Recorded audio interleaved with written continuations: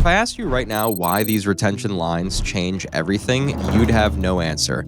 And that's exactly why your channel isn't growing. Let's fix that. Retention is the percentage of your video that people actually watch, but it's not that simple. You upload a 10-minute video, someone watches 5 minutes, then clicks away. That's 50% retention. Simple. But here's where you screw up. YouTube tracks two things. Average view duration, that's the raw number. People watched 4 minutes and 32 seconds on average. And average percentage viewed, that's the percentage. People watched 45% of the video. Most people think percentage is what matters. Higher percentage, better video, more push from the algorithm. Wrong. YouTube cares about total watch time. A 20-minute video with 25% retention gives YouTube 5 minutes of watch time. A 2-minute video with 80% retention, 1 minute 36 seconds. YouTube's business model is keeping eyeballs on the platform longer.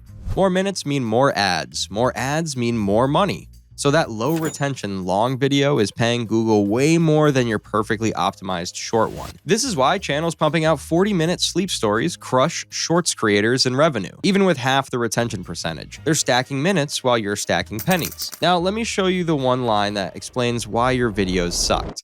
Go to YouTube Studio, click any video, analytics, then engagement. See that curvy line? That's your retention graph. It tells you exactly where your video is bleeding viewers, and most of you have never actually looked at it.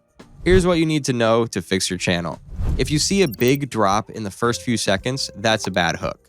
Your title and thumbnail pulled them in, but your intro pushed them out. The line is staying high, followed by a fast drop. You earned the attention, but it got boring. They clicked, watched the intro, then bounced. Fix this by delivering value sooner and raising tension earlier. Seeing sharp drops along the line?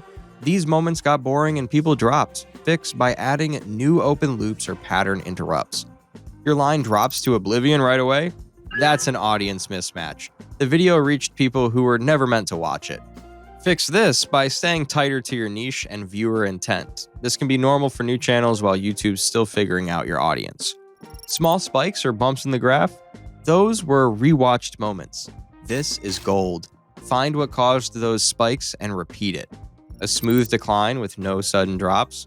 That's a perfect video. Strong hook, clear story, consistent pacing. When you see this, learn from it and double down. You now know how to read them, but this is the most important part. How do you actually improve your retention?